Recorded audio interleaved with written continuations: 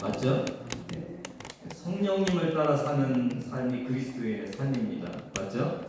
근데 우리가 이렇게 너무 당연한 얘기 같은데 이것이 처음부터 이루어진 건 아니에요. 이 성령 강림 때에 이런 사건이 우리에게 이루어졌다는 것을 여러분 생각하시면서 오늘 말씀을 좀 보시기 바랍니다. 1절입니다. 같이 읽습니다. 시작. 오순절 날이 이미 이름에 그들이 다같이 한 곳에 모였더니.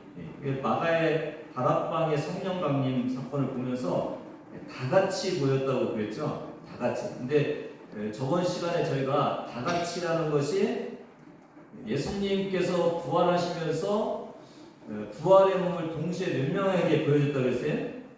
500여 명에게 보여줬다고 했잖아요. 근데 여기 마가의 다락방에는 몇 명밖에 안 모였어요? 120명. 그러니까 다 같이 모였다는 것이 모든 제자들이 다 모였다는 건 아니에요. 근데 이 모인 자들이 다 같이 한 곳에 모여갖고 기도하기 시작한 그 한마음 된 것을 말하는 것을 알 수가 있습니다. 언제 성령 강림 사건이 일어났다고요? 오순절 다 같이 한 곳에 모여갖고 기도할 때, 여러분 한 곳에 모여서 기도하고 싶지 않으십니까? 집에서 혼자 기도할 수도 있고, 뭐 걸어다니면서 기도할 수도 있고, 일하면서도 기도할 수도 있거든요. 근데 이 120명이 함께 기도한 이 마가의 다락방에서 성령 강림의 사건이 일어났다는 것을 볼 수가 있습니다. 왜 이렇게 한 곳에 모이는 것이 굉장히 중요한가요? 이게 코로나19 때 느꼈어요. 이때 이제 같이 모이지 못하니까 영상으로 이렇게 가정에서 예배를 드렸잖아요. 많은 분들 중에는 집중력이 있다.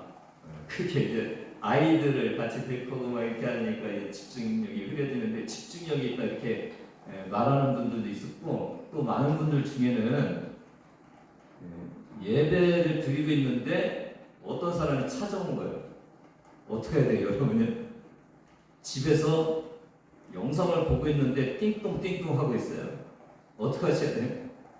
또 전화가 와요.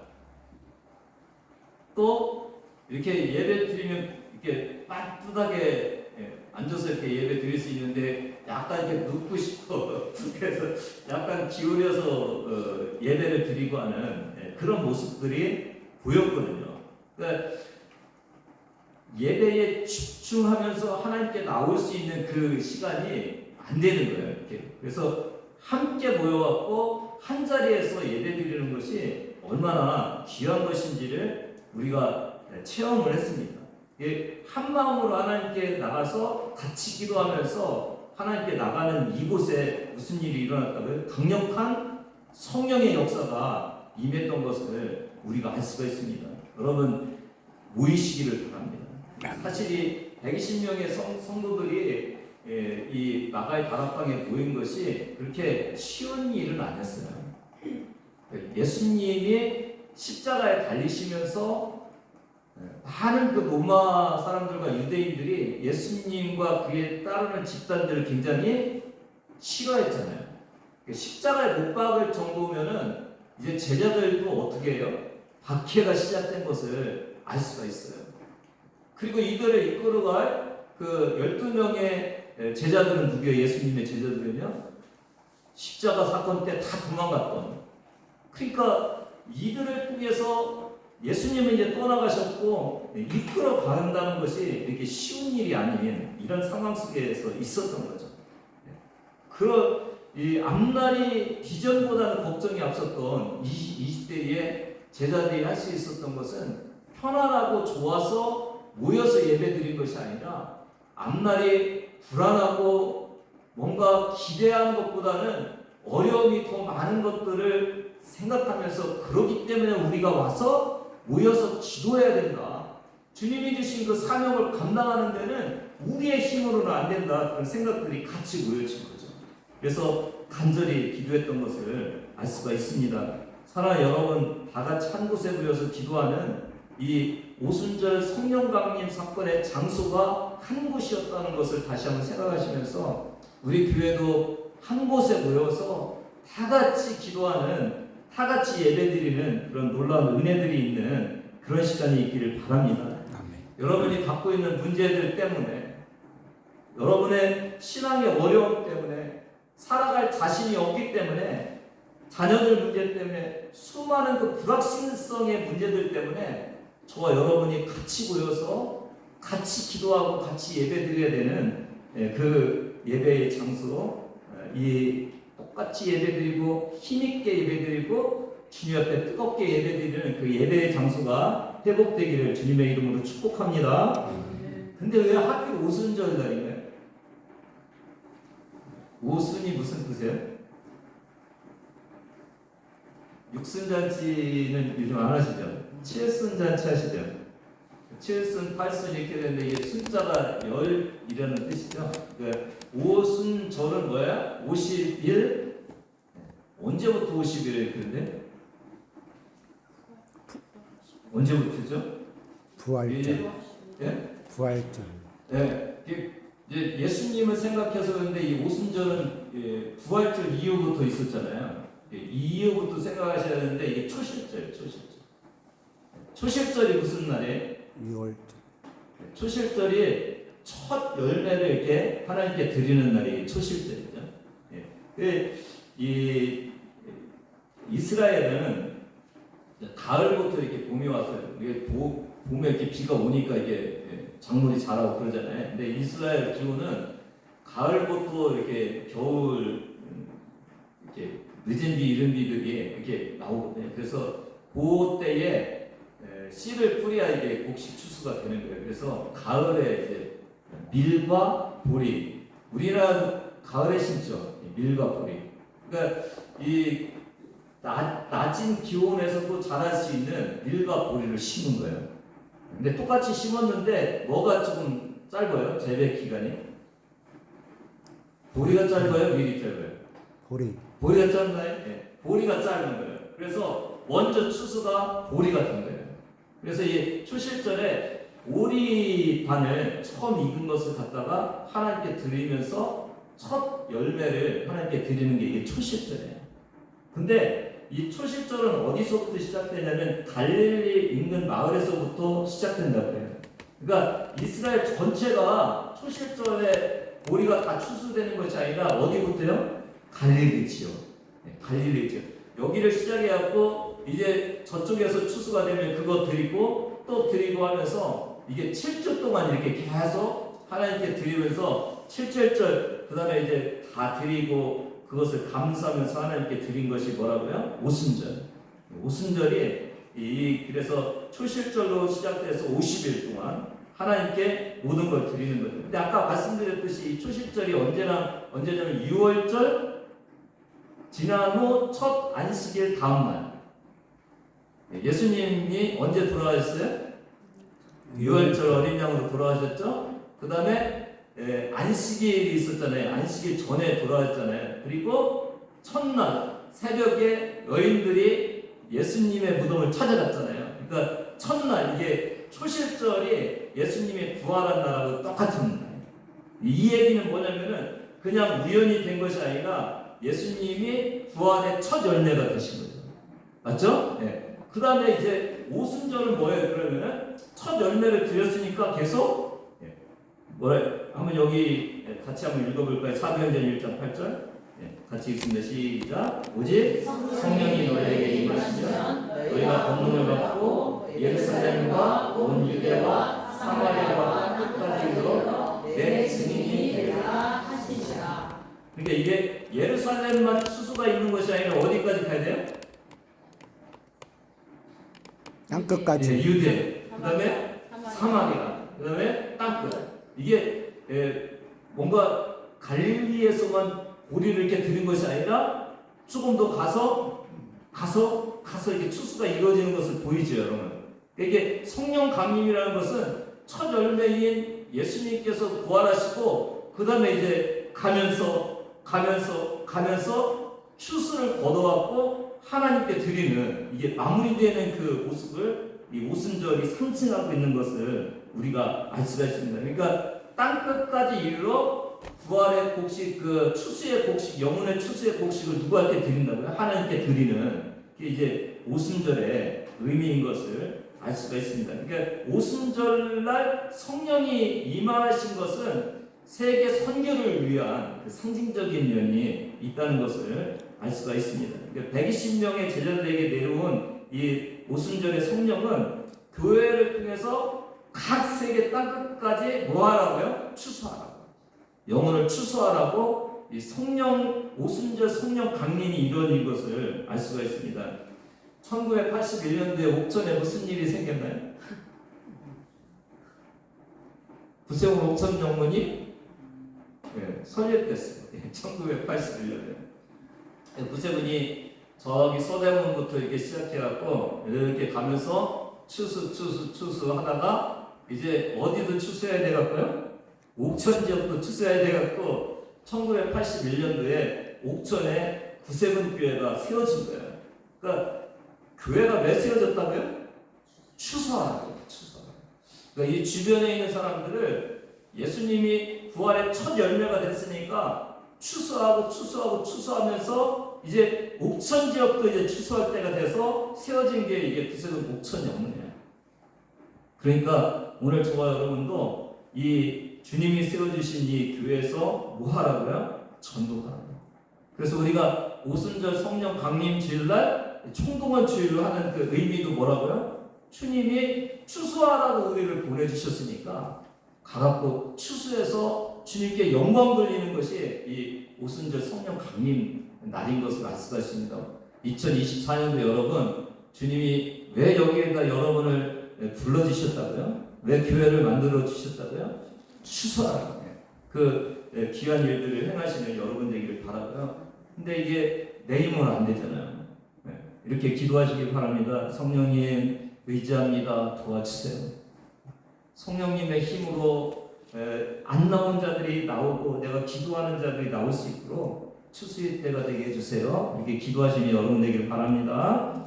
2절 3절 대답이 굉장히 적네요. 아멘 해보세요. 아멘. 안 될 때 안 되더라도 될 수 있도록 열심히 노력하시기 바랍니다. 2절 3절 같이 읽습니다. 시작. 호련히 하늘로부터 급하고 강한 바람 같은 소리가 있어 그들이 앉은 집에 가득하며 마치 불이 혈처럼 갈라지는 것들이 그들에게 보여 각 사람 위에 하나씩 임하여 있더니. 구약 시대에는 누가 성령의 기름을 받았어요? 제사장. 또요? 왕. 또 선지자. 이 특별한 직임이 있는 사람들만 받았잖아요. 근데 오늘 모습을 보니까 급하고 강한 바람 같은 소리가 있어 온 집에 가득한데 누구한테 임했다고요? 각 사람. 120명. 이 120명에서는 12명의 제자뿐만 아니라 평신도들도 있었잖아요. 근데 모든 사람들한테 다 성령이 임한 거예요. 이게 굉장히 엄청난 일입니다, 사실. 그냥 오순절에 성령이 임해서 그냥 능력받고 방언하고 전도하는 사건이 아니라요. 이게 각 사람에게 성령이 임했다는 이것도 굉장히 중요한 사건이에요.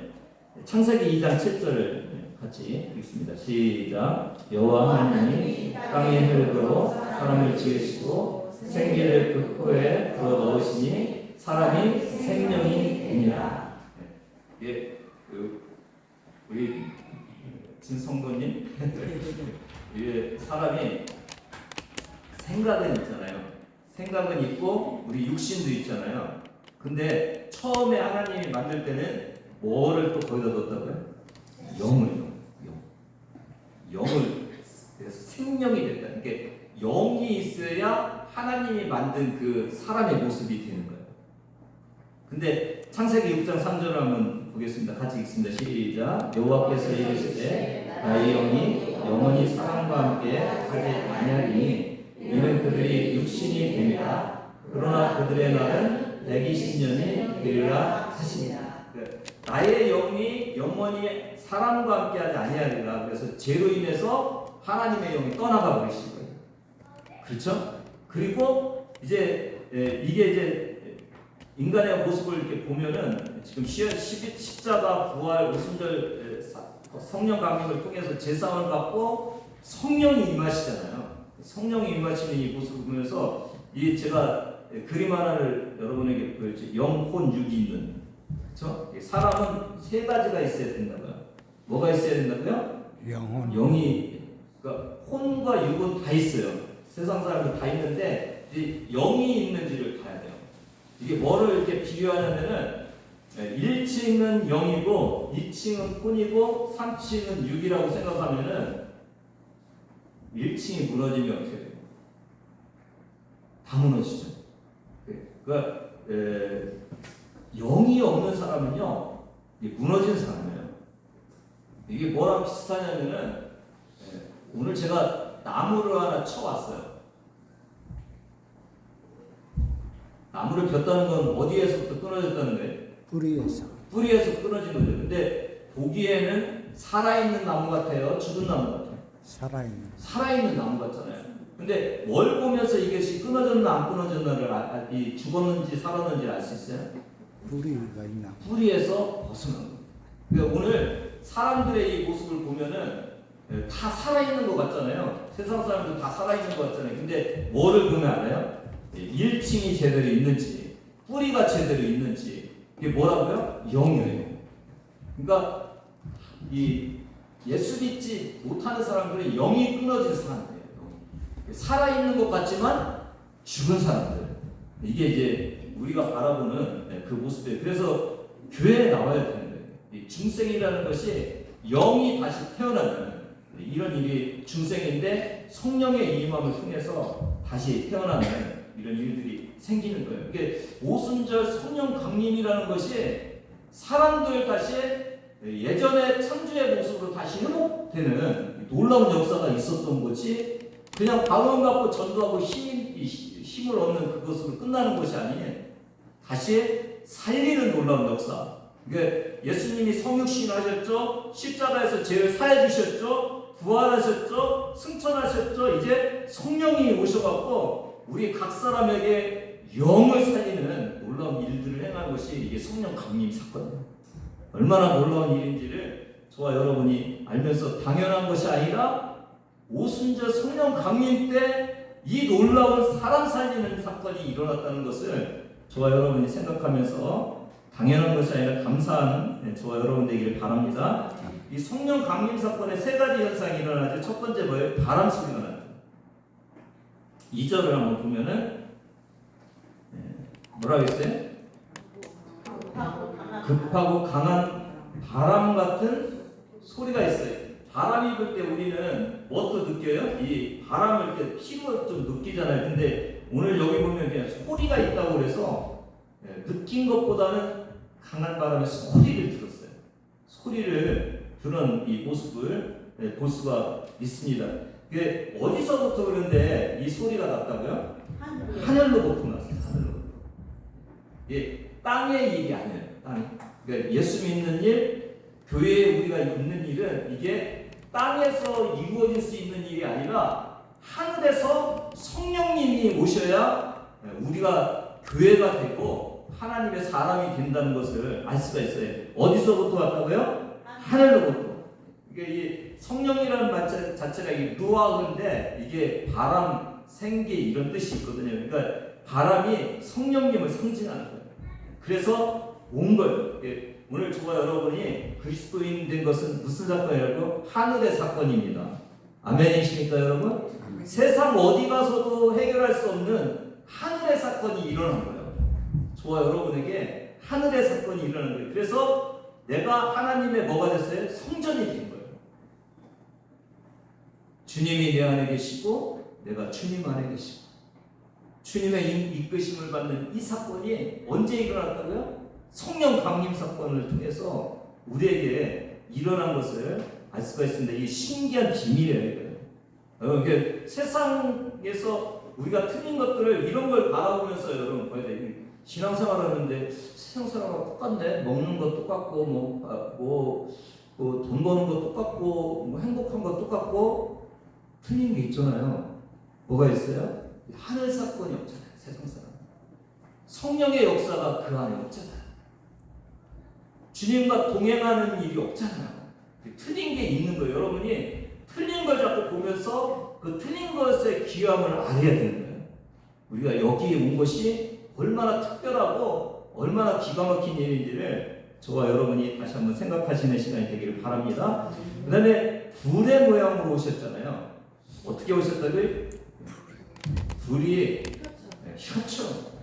네, 출애굽기 3장 2절에 보면 불도 이게 뭘 의미해요? 하나님의 임재. 같이 읽습니다. 시작. 여호와의 사자가 떨기나무 가운데로부터 나오는 불꽃 안에서 그에게 나타나십니다. 그가 보니 떨기나무에 불이 붙었으나 그 떨기나무가 사라지지 아니하니라. 이 불은 임재를 말하는 거예요. 하나님의 임재. 근데 무슨 모양으로 내려왔다고요? 혀. 불은 원래 이렇게 혀 모양이죠. 이렇게 내밀으라고 할 수도 없고요. 제가 이게 혀 모양이잖아요. 근데 이 혀랑 관계된 것이 언어잖아요.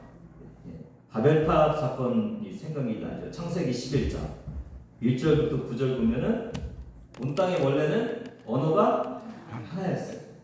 그래서 서로 얘기하면서 바벨탑을 쌓기 시작하는 거예요. 허피 싸우는 이 사람들이 뭐라고 얘기해요? 우리가 이 바벨탑을 보면서 흩어짐을 면하자. 그렇게 얘기를 하는 거예요. 이게 하나님이 돌보시고 하나님이 모아주셔야 되는데 이제 하나님은 쭉 빼고 우리가 이 탑을 하나 잘 하늘까지 쌓아놨으니까 우리가 이걸 보면서 흩어짐을 망하자 그러는 거예요. 이걸 누가 보고 계시는 거예요? 하나님. 그리고 언어를 어떻게 해요? 흩어버려요. 언어를 흩었다는 얘기는 뭐예요? 같이 니네끼리 살 수 없다는 것을 주님께서 말씀하신 거예요. 여기 보면은 흩었다는 단어들이 몇 번 나오죠? 4절. 온 지면에 흩어짐을 면하다. 그러니까 7절에 8절에 여호와께서 거기서 그들을 온 지면에 어떻게 했다고요? 흩었다. 그 다음에 9절에 그들을 온 지면에 흩으셨다. 그러니까 언어가 이게 여러 가지 언어가 된 그 목적이 뭐라고요? 흩어기 위해서, 하나 되지 못하기 위해서 다 흩어버린 거예요. 그런데 오늘 무슨 사건이 일어났어요? 4절 같이 읽습니다. 시작. 그들이 다 성령의 충만함을 받고 성령이 말하게 하심을 따라 다른 언어들로 말하기를 시작합니다. 불 같은 혀 같은 것이 각 사람에게 딱 임하니까 성령께서 말하게 하시는, 자기가 말하는 거예요? 아니면 성령이 말하게 하시는 거예요? 그러니까 방언이라는 것 자체를 몰랐는데 방언이 터져 나온 거지 자기가 방언을 막 한 것이 만드는 것이 아니죠. 터져 나왔어요. 터져 나왔어요. 네. 근데 방언에는 두 가지가 있는 거죠. 네. 오늘 저와 여러분이 하는 그 늘들랄라 뚜뚜따따 이것은 영음이라고 해요. 영음. 네. 여러분이 하면서도 잘 모르죠. 네. 다른 사람도 이게 그 통역의 은사가 없으면 모르죠. 근데 이 시대의 이 방언은 무슨 방언이라고요? 그냥 랭귀지예요. 그냥 사람들이 하는 그 언어가 터져 나온 거예요. 터져 나온 거예요. 이걸 보면서 그러니까 전혀 배우지 못한 이스라엘 사람이 그 주변에 있는 각 나라의 말로 막 하는 거예요. 이런 일들이 생긴 거예요. 그리고 5절 6절 같이 읽습니다. 시작. 그때에 경건한 유대인들이 천하 각국에서부터 와서 예루살렘에 머물러 있더니 이 소리가 나면 무리가 모여 각각 자기의 방언으로 제자들이 말하는 것을 듣고 소동하여. 누구가 이걸 보냐면 경건한 유대인들이 봐요. 경건한 유대인들은 진짜 경건하게 살려고 율법을 잘 준수하고 하나님 말씀대로 살아가려는 그 사람들인데 어디서부터 왔다고 그랬어요? 천하 각국. 그러니까 이분들이 예루살렘에 모여 살았던 사람이 아니라 천하 각국에서 이렇게 모인 거예요. 근데 좀 문제를 하나 풀어야 되겠는데 지금 마가의 다락방에는 누가 몇 명이 있어요? 120. 그러면 이 경건한 유대인들이 120명 속에 들어가나요? 그러니까 곤란한 문제가 생겼어요.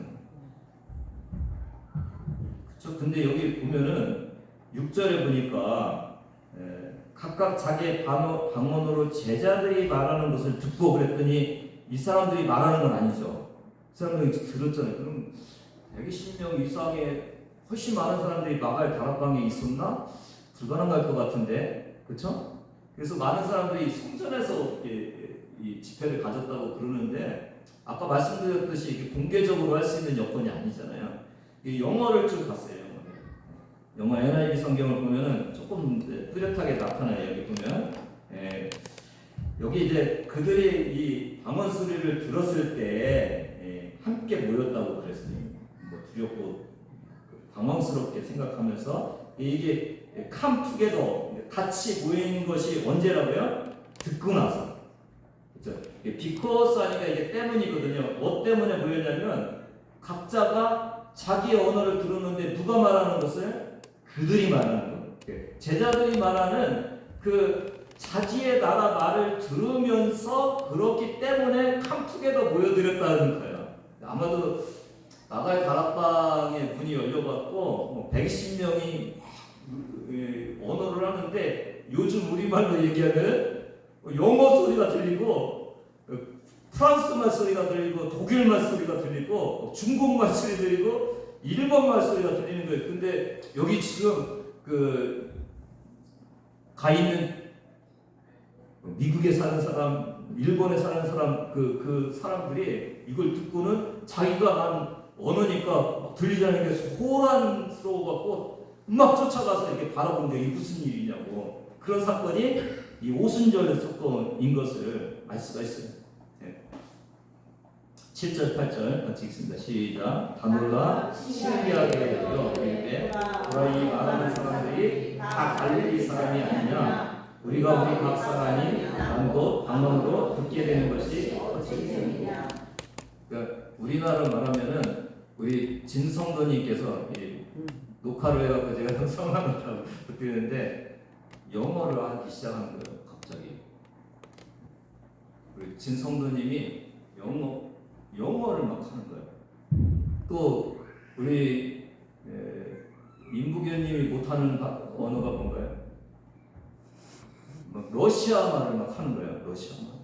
여기에 있는 모든 사람들이 각자 막 베트남 말도 하고 인도네시아 말도 하고 다 하고 있는 그 모습을 보면서 아니 이 사람들이 어디 사람이냐 아니냐고요? 갈릴리 사람 아니냐? 어떻게 갈릴리에서 났는데 이 세계적인 언어들을 다 하고 있느냐 그러면서 놀라고 있는 그 모습을 볼 수가 있어요. 아까 언어의 흩음은 흩어지게 한다고 그랬잖아요. 근데 오늘 여기서 보니까 캄투게더 하는 거예요. 그러니까 같이 모이게 하는 일들이 생긴 거예요. 그리고 이게 서로 통하지 않게 만들었잖아요. 근데 통하는 거예요. 이게요. 9절부터 같이 읽습니다. 9절부터 시작. 우리는 가데인과 메데인과 엘라임과 또 메소포타미아, 유대와 갑바도기아, 본도와 아시아, 부르기아와 밤빌리아, 애국과 및 구레네 가까운 리비아, 여러 지방에 사는 사람들과 로마로부터 나그네 곧 유대인과 유대계에 들어온 사람들과 그레네인과 아라비아인들이라 우리가 다 우리의 각 언어로 하나님의 큰 일을 아람을 듣는도다 하고. 그러니까 언어는 틀린데 뭐는 하나요? 내용은 하나요. 그 내용이 뭐예요? 하나님의 큰 일 말함을 자기네 나라 언어로 듣고 있는 이 일이 생긴 거예요.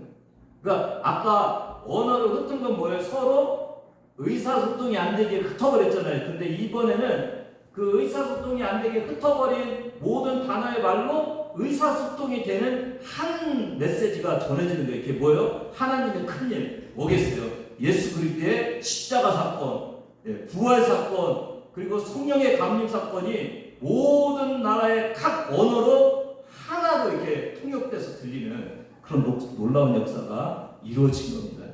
이게 예수 믿으면은 안 믿는 사람하고 뭐가 틀려 그러는데 성경을 보셔야 돼요. 그러니까 성경을 보시면은 하나님의 이 놀라운 일이 오순절 날에 이루어진 거예요.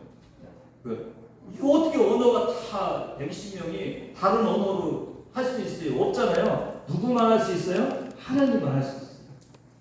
그러니까 이게 하나님의 사건이고 이때 성령의 능력이 일어난 것을 분명히 알잖아요. 이게 사람의 힘으로 될 수 없잖아요. 이게 성령께서 임하신 거예요. 성령께서 그것을 보여주는 거예요. 그리고 세계 각국에 나가서 그 언어로 이제는 뭐 하라고요? 복음 전하라고 주님이 말씀하시는 그 놀라운 일이 성령 강림 이때 일어난 거예요. 사실 이 디아스포라라고 흩어진 유대인들은 언제 흩어지기 시작하냐면 바벨론 포로 사건 이때만 나갔거든요. 그러니까 죄를 짓고 하나님께서 흩어버린 이 사람들이 도리어 이제는 증인이 돼갖고, 이게 우리나라 말로 이렇게 하는 것은 이게 성령의 역사라는 것을 증거하는 이 놀라운 역사들이 일어나는 것이 오늘 이 성령이 오신 성령 강림의 이 역사입니다. 다시 한번 저와 여러분이 성령 강림을 보면서 제가 한 3개 정도의 의미를 줬죠. 하나는 뭐였어요? 부활의 첫 열매인 예수님. 그 다음에 땅끝까지 이르러 추수하라고, 땅끝까지 이르러 전도하라고 이 성령 강림의 역사가 일어났고, 두 번째는 뭐라고요? 우리가 영과 혼과 육이 있어야 되는데 이 끊어져 버린 죽어버린 영이 다시 사는, 성령께서 내 안에 들어오시는 이 놀라운 역사가 이때 일어났다는 거죠. 이때부터. 구약에 있는 모습하고 신약을 사는 우리랑은 틀린 거예요. 구약에 사는 사람들은 특별한 사람들만 이게 각 임재했다가 이제 사라지고 그러는데, 신약을 사는 우리는 다 그래서 뭐예요? 만인 제사장이 된 거예요. 다 여러분이 하나님의 일들을 하는 직분자가 된 거예요. 왜요? 내 안에 성령께서 와 계시니까. 내가 성령님을 모시고 사는 성전이 돼버린 거예요. 이게 신약 때 이게 오순절 강림 사건 때 일어난 것이고, 그 다음에 세 번째는 뭐라고요? 바벨론의 그 저주, 바벨탑의 저주가 이제 하나 되는 놀라운 일들이 일어난 것을 알 수가 있고, 넷째는 이래서 뭐가 생겼다고요? 교회가 생긴 거예요. 그러니까 아들 낳는 일, 자녀 낳는 일, 하나님의 자녀 낳는 일을 처음에는 누가 했어요? 아담과 이브를 만들어 갖고 아담과 이브를 통해서 애 낳아서 하나님께 이렇게 하나님의 자녀들을 만들려고 했는데 이게 실패했잖아요. 그 다음에 이제 신약에 들어와서 누가 애 낳는 일을 하는 거예요? 하나님의 자녀들 낳는 일을 교회가 하는 거예요. 교회가 하나님의 자녀들을 낳는 거예요. 그래서 이 교회를 통해서 하나님의 자녀 낳는 그 교회, 낳아서 기르는 그 장소로서의 교회가 생기는 것이 이 오순절 성령 강림의 놀라운 역사입니다.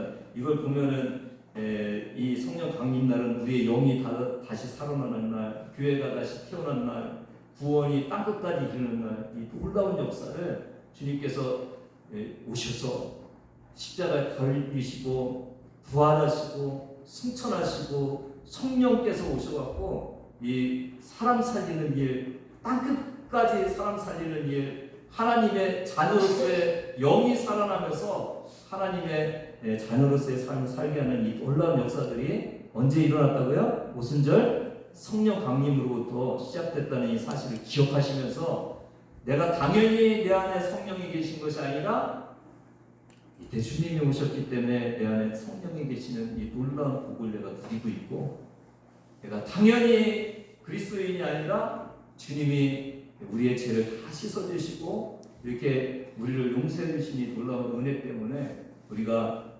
주님의 자녀로서의 삶을 살고, 당연히 여기 모이는 것이 아니라 주님이 우리를 교회로 모이게 해주셔서 우리가 같이 모여서 주님의 귀한 사명을 감당한다는 이 사실을 오늘 다시 한번 확인하면서 주님이 주신 이 은혜를 주님께 다시 한번 돌려드리는 귀한 저와 여러분 되길 바랍니다. 네. 다 같이 일어나셔서 같이 마지막 찬양 드리겠습니다. 180. 사람들이 모인 곳이 아니라 성령님이 그곳에 임하심으로 인해서 교회가 된 것을 바라봅니다. 세상 사람과 달랐던 영이 다시 살아나고 성령께서 그들 마음속에 임한 그 임재의 사건이 오늘 우리에게도 이루어짐을 다시 한번 고백하면서 하나님 주님께 감사합니다. 아버지, 그 오순절 마가의 다락방은 권능받고 세상에 나가서 하나님 잃어버린 영혼들을 주님 앞에 인도하는 추수의 때가 되라고 주님께서 임하셨음을 다시 한번 기억하면서, 하나님 우리도 그냥 흩어지는 것이 아니라 주님 권능을 허락하여 주시고 이 놀라운 역사들이 다른 사람에게도 이루어져서 하나님께 추수로 드리는 이 놀라운 역사가 우리 구성록천교회의 풍성히 이루어질 수 있도록 하나님 은혜 내려 주시옵소서. 이제는 우리 주 예수 그리스도의 은혜와 하나님 아버지의 무한하신 사랑하심과 성령님의 감동감화 역사하심이 오늘 성령 강림 이 사건을 통해서 우리에게도 주님이 우리를 살려주시고 우리를 일꾼 삼아주신 것을 고백하며 그렇게 일하기를 원하는 주의 자녀들 머리 위에 지금부터 영원까지 함께 하시기를 간절히 축원하옵나이다. 아멘.